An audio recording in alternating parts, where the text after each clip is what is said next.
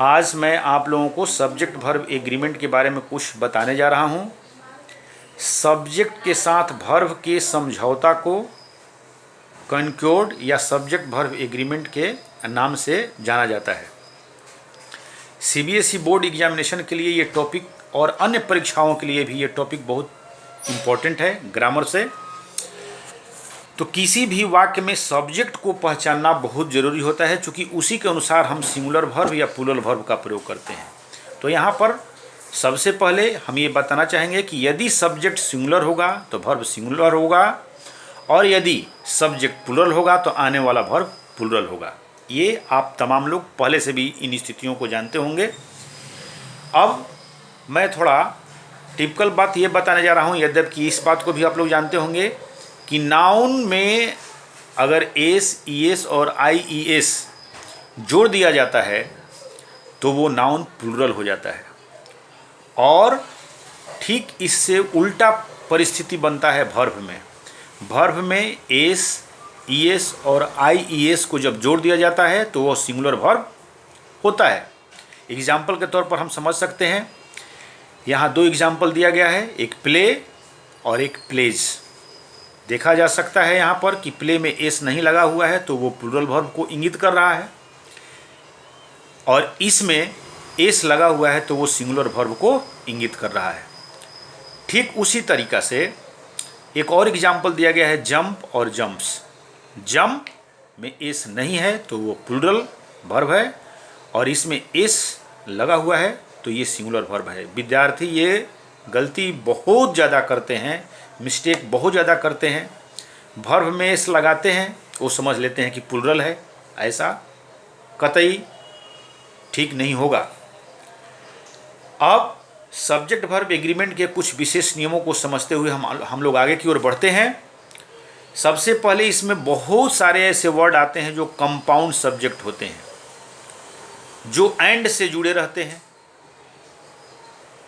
आम तौर पर ये प्लूरल होते हैं, लेकिन इसके साथ कुछ एक्सेप्शनल केस भी होते हैं, और यही एक्सेप्शनल केस आप लोगों को बोर्ड के एग्जामिनेशन में, आप लोगों को आगे कॉम्पिटिटिव एग्जामिनेशन में भी एक्सेप्शनल केस आएंगे। जो हम आप लोगों को नोट्स भेजे हैं उसमें भी एक्सेप्शनल केस को अलग अलग रूल के द्वारा समझाने का प्रयास बताए हैं उसमें, उस नोट्स में भी, और कुछ आज इस क्लास में हम बताने का प्रयास कर रहे हैं।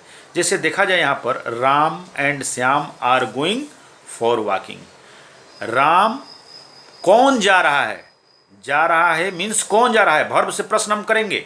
वर्ब से देखो यहाँ पर हम लिखे हैं, वर्ब से प्रश्न करो, कौन जा रहा है? तो राम एंड श्याम। दो सब्जेक्ट यहाँ एंड से जुड़े हुए हैं, दो सब्जेक्ट यहाँ एंड से जुड़े हुए हैं, तो निश्चित तौर पर आने वाला वर्ब प्लूरल होगा, क्योंकि कंपाउंड सब्जेक्ट जो होता है वो प्लूरल होता है। अब इसके हम कुछ एक्सेप्शनल केस की ओर बढ़ेंगे। जैसे एक्सेप्शन नंबर 1 लिखा हुआ है, each boy and each girl. जैसे ही दो सब्जेक्ट्स ईच से जुड़े हुए हों, एवरी से जुड़े हुए हों, तो बेशक वो एंड से जुड़े हुए हों, वो कंपाउंड सब्जेक्ट होता है।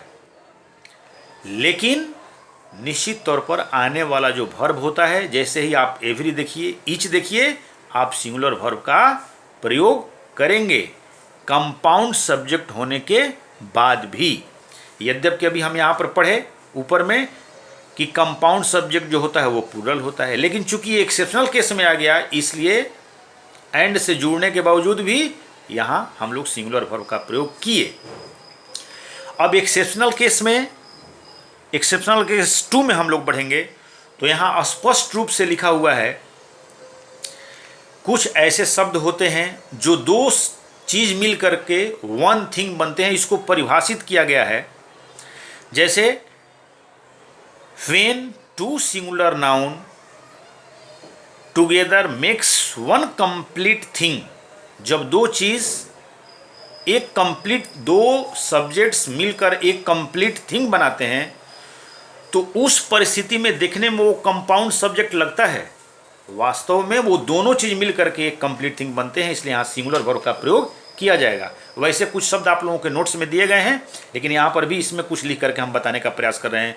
जैसे bread and butter, rice and करी, क्राउन एंड ग्लोरी, ये 2 सब्जेक्ट्स हैं, बट दोनों चीज़ मिल करके, दोनों सब्जेक्ट्स मिल करके वन थिंग हो रहे हैं। तो ऐसी परिस्थितियाँ जब बने तो आने वाला वर्ब हमेशा सिंगुलर होगा। अब एक्सेप्शनल केस नंबर 3 के बारे में हम आप लोगों को बताना चाहेंगे। कुछ सब्जेक्ट्स होते हैं जो एंड से जुड़े रहते हैं या फ्रेजेस से जुड़े रहते हैं, जैसे as well as, together with, along with, in addition to.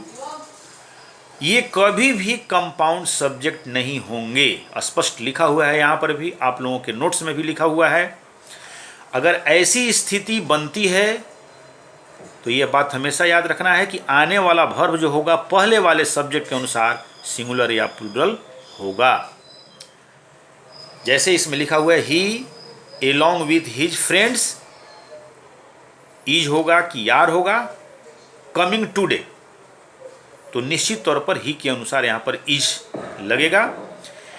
Exceptional case 4 में है कि जब 2 सिंगुलर सब्जेक्ट्स और से जुड़े हुए हों तो इस परिस्थिति में आने वाला वर्ब, चूंकि वो क्रिया दोनों में से कोई एक आदमी कर रहा है, या तो राम कर रहा है या मोहन कर रहा है, और से जुड़ा रहेगा, तो उस स्थिति में आने वाला वर्ब जो होगा वो सिंगुलर होगा।